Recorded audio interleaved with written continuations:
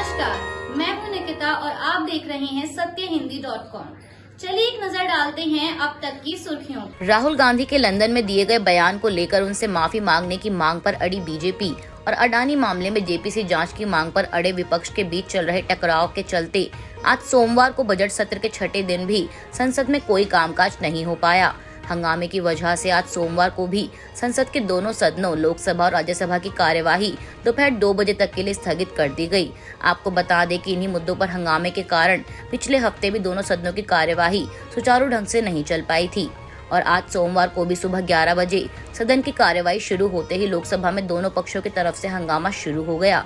लोकसभा अध्यक्ष ओम बिरला ने सत्ता पक्ष और विपक्ष दोनों को बात कर संसद चलने देने का रास्ता भी निकालने की गुजारिश की। वे लगातार प्रश्नकाल चलने देने की अपील करते रहे, लेकिन हंगामा लगातार जारी रहने पर उन्होंने लोकसभा की कार्यवाही को दोपहर 2 बजे तक के लिए स्थगित कर दिया। महाराष्ट्र के मुख्यमंत्री एकनाथ शिंदे ने रविवार को रत्नागिरी जिले के खेड़ में एक रैली को संबोधित करते दौरान उद्धव ठाकरे पर आरोप लगाते हुए कहा कि उन्होंने अपनी ही पार्टी के नेताओं का करियर खत्म करने का प्रयास किया है। मुख्यमंत्री शिंदे ने खुद को शिवसेना के संस्थापक बाल ठाकरे की विरासत का सच्चा उत्तराधिकारी बताते हुए कहा कि उन्होंने कभी कोई ऐसा नेता नहीं देखा जो अन्य राजनीतिक दलों के साथ मिलकर अपने ही लोगों के राजनीतिक करियर को नष्ट करने की साजिश करता हो। सीएम शिंदे ने राज ठाकरे और नारायण राणे सहित अन्य नेताओं का नाम लिया जिन्होंने बहुत पहले शिवसेना छोड़ दी थी। उन्होंने कहा कि ऐसे में पार्टी किस प्रकार आगे बढ़ेगी। मैं गद्दार नहीं बल्कि खुददार हूं। उद्धव ठाकरे को हमें धोखेबाज कहने का कोई अधिकार नहीं है। मुख्यमंत्री ने कहा कि शिवसेना को मजबूत बनाने के लिए गजानन कीर्तिकर, रामदास कदम जैसे वरिष्ठ नेताओं ने बाला साहेब के साथ कंधे से कंधा मिलाकर काम किया था, लेकिन आप उन्हें धोखेबाज कहते हैं। उन्होंने कहा संयम की भी एक सीमा होती है। इसके साथ ही मुख्यमंत्री ने उद्धव ठाकरे पर निशाना साधते हुए कहा कि मैं वह मुख्यमंत्री नहीं हूं जो घर में बैठकर आदेश देता हो, बल्कि मैं संकट के समय क्षेत्र में जाने में विश्वास करता हूं। मैं 2 बार कोरोना वायरस से संक्रमित हुआ। मैंने हमेशा क्षेत्र में काम किया, लेकिन आप मुझे धोखेबाज कहते हैं। तेलंगाना के मुख्यमंत्री केसीआर की बेटी और बीआरएस एमएलसी के कविता आज सोमवार को दिल्ली के शराब नीति घोटाला मामले में दूसरे राउंड की पूछताछ के लिए ईडी के मुख्यालय पहुंची। इस दौरान कविता ने कहा कि वह दिल्ली के पूर्व उप मुख्यमंत्री मनीष सिसोदिया से कभी नहीं मिली। बता दें कि सिसोदिया को सीबीआई और ईडी ने गिरफ्तार किया है। कविता का कहना है कि इस मामले में उनका नाम अनावश्यक रूप से घसीटा जा रहा है। वहीं ईडी के मुताबिक कविता भी आबकारी नीति मामले में साउथ ग्रुप के प्रतिनिधियों में से एक हैं। आपको बता दें कि इस सिलसिले में पहले गुरुवार 16 मार्च को उनसे दूसरे दौर की पूछताछ की जानी थी, लेकिन वह नहीं पहुंची और उन्होंने कहा कि वह ईमेल के माध्यम से जवाब देंगी। उसके बाद ईडी ने उन्हें 20 मार्च को जांच में शामिल होने के लिए एक और समन भेजा था। वहीं अपनी पहली उपस्थिति के दौरान उनका सामना हैदराबाद के बिजनेसमैन अरुण पिल्लई से हुआ था, जिन्होंने साउथ ग्रुप का प्रतिनिधित्व किया था और जिसने कथित तौर पर आप नेताओं को 100 करोड़ रुपए की रिश्वत भी दी थी। इस पैसे का इस्तेमाल गोवा विधानसभा चुनाव के दौरान किया गया था। पिल्लई ने कहा है कि वह कविता के सहयोगी थे। पश्चिम बंगाल की मुख्यमंत्री ममता बनर्जी ने पार्टी की एक आंतरिक बैठक के दौरान कांग्रेस नेता राहुल गांधी पर जमकर निशाना साधा है। एनडीटीवी को सूत्रों द्वारा मिली जानकारी के अनुसार ममता बनर्जी ने कहा कि अगर राहुल गांधी विपक्ष का चेहरा बनते हैं तो कोई भी प्रधानमंत्री नरेंद्र मोदी को निशाना नहीं बना पाएगा। सूत्रों के अनुसार सीएम ममता ने कहा कि राहुल गांधी पीएम मोदी के लिए टीआरपी का सबसे बड़ा स्रोत हैं। टीएमसी प्रमुख ने आरोप लगाया कि भाजपा संसद को चलने नहीं दे रही है क्योंकि वे चाहते हैं कि राहुल गांधी नेता बने। भाजपा राहुल गांधी को नायक बनाने के लिए इच्छुक है। मुख्यमंत्री ने कोलकाता से एक वर्चुअल संबोधन में अपने पार्टी कार्यकर्ताओं से आगे कहा कि यह कांग्रेस है जो भाजपा के सामने झुकती है। कांग्रेस, सीपीएम और भाजपा अल्पसंख्यकों को तृणमूल के खिलाफ भड़का रही हैं। गौरतलब है कि हाल ही में संपन्न हुए उपचुनाव में टीएमसी को कांग्रेस के हाथों अल्पसंख्यक बहुल सीट पर हार का सामना करना पड़ा था। वहीं इससे पहले तृणमूल सांसद और लोकसभा में पार्टी नेता सुदीप बंदोपाध्याय ने कहा था कि राहुल गांधी के विपक्ष का चेहरा होने से भाजपा को फायदा होता है। आपको बता दें कि पश्चिम बंगाल की मुख्यमंत्री ममता बनर्जी ने तृणमूल कांग्रेस और उत्तर प्रदेश के पूर्व मुख्यमंत्री अखिलेश यादव के नेतृत्व वाली समाजवादी पार्टी ने शुक्रवार को कहा था कि दोनों दल कांग्रेस और भारतीय जनता पार्टी से दूरी बनाकर रखेंगे। इसके साथ ही उन्होंने अगले साल होने वाले लोकसभा चुनाव के लिए क्षेत्रीय पार्टियों से बातचीत करने के भी संकेत दिए थे।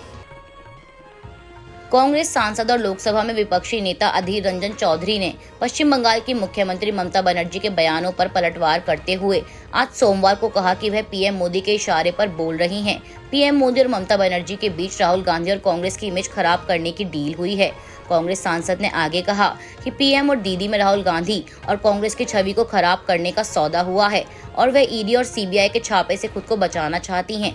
इसलिए वह कांग्रेस के खिलाफ हैं क्योंकि पीएम इससे खुश होंगे। भारत जोड़ो यात्रा के दौरान कांग्रेस नेता राहुल गांधी द्वारा श्रीनगर में महिलाओं के यौन शोषण पर दिए गए बयान को लेकर उनकी मुश्किलें बढ़ सकती हैं। खबर है कि 16 मार्च को नोटिस भेजने के बाद कल रविवार 19 मार्च को दिल्ली पुलिस की टीम पूछताछ के लिए राहुल गांधी के आवास पर पहुंची और इस बात की सूचना मिलते ही कांग्रेस के तमाम बड़े नेता भी उनके घर पहुंच गए और केंद्र सरकार पर जुबानी हमला शुरू कर दिया। कांग्रेस नेता पवन खेड़ा ने कहा कि भारत जोड़ो यात्रा को खत्म हुए 45 दिन हो गए हैं। इस मामले में आखिर दिल्ली पुलिस अब सवाल पूछने क्यों आई है? इससे विपक्ष को डराने की कोशिश की जा रही है। ये किसे डराएंगे? राहुल गांधी को। इसके अलावा वकील, राजनेता और भारतीय राष्ट्रीय कांग्रेस के सदस्य अभिषेक मनु सिंघवी और राजस्थान के मुख्यमंत्री अशोक गहलोत भी राहुल गांधी के घर पहुंचे। इस दौरान अभिषेक मनु ने कहा कि आज जो घटना हुई है यह घटना मामूली नहीं है। उनकी हिम्मत कैसे हो गई? देश के लिए इस तरह का माहौल बिल्कुल ठीक नहीं है। यह सब अमित शाह के इशारे पर हो रहा है। आपातकाल में क्या हुआ था और उसके बाद क्या हुआ सबको याद है। वहीं राजस्थान के मुख्यमंत्री अशोक गहलोत ने कहा कि दिल्ली पुलिस का राहुल गांधी के आवास पर जाना इंदिरा गांधी के जमाने की याद दिलाता है। आज की घटना कोई साधारण मामला नहीं है। देश के लोग इसे देख रहे हैं और आपको माफ नहीं करेंगे। इसके अलावा कांग्रेस महासचिव के.सी. वेणुगोपाल ने कहा कि जिस दिन से राहुल गांधी ने पीएम मोदी और अडानी के बीच रिश्तों पर सवाल उठाए हैं, तब से ही सरकार ने उन्हें परेशान करना शुरू कर दिया है। बीजेपी को राहुल गांधी की तरफ से उठाए गए सवालों का जवाब देना होगा। वे जवाब देने की बजाय राहुल गांधी को डराने की कोशिश कर रहे हैं। दिल्ली पुलिस ने राहुल से 2 बार संपर्क किया। इसका मकसद क्या है? यह हमारे देश में सर्वोपरि तानाशाही है। वारिस पंजाब डे के प्रमुख और खालिस्तानी समर्थक अमृतपाल सिंह के ड्राइवर और उसके चाचा ने पंजाब पुलिस के सामने आत्मसमर्पण कर दिया है। मीडिया रिपोर्ट्स के अनुसार ड्राइवर हरप्रीत और चाचा हरजीत सिंह ने मेहतपुर में पुलिस के सामने सरेंडर किया है। बता दें कि हरजीत सिंह अमृतपाल के सलाहकार थे और शनिवार को अमृतपाल के ट्रैवल कोर्ट पर हरजीत मर्सिडीज कार चला रहा था। वह भी फरार चल रहा था। हरजीत का कहना है कि जब पंजाब पुलिस ने उनका पीछा किया तो वह और अमृतपाल अलग हो गए थे। आपको बता दें कि अमृतपाल सिंह को पकड़ने के लिए पंजाब पुलिस की कोशिशें जारी हैं। सुरक्षा कर्मियों ने राज्य के कई हिस्सों में फ्लैग मार्च किया और प्रशासन ने मोबाइल इंटरनेट व एसएमएस सेवा पर लगी रोक को सोमवार दोपहर 12 बजे तक बढ़ा दिया है। पुलिस ने बताया कि शनिवार को गिरफ्तार अमृतपाल के कथित सलाहकार और वित्त प्रदान करने वाले दलजीत सिंह कलसी और 3 अन्य को पंजाब से विशेष विमान के जरिए रविवार को असम ले जाया गया, जहां उन्हें डिब्रूगढ़ केंद्रीय कारागार में रखा जाएगा। पंजाब पुलिस के वरिष्ठ अधिकारियों ने बताया कि कानून व्यवस्था नियंत्रण में है और अफवाह फैलाने वालों को चेतावनी देते हुए कहा कि वह विभिन्न देशों, राज्यों और शहरों से आने वाली फर्जी खबरों की निगरानी कर रही है। उन्होंने कहा कि अमृतपाल को जल्द गिरफ्तार कर लिया जाएगा और शनिवार को उसके संगठन वारिस पंजाब डे के खिलाफ कार्रवाई शुरू करने के बाद किसी सुरक्षा चूक से इनकार किया है।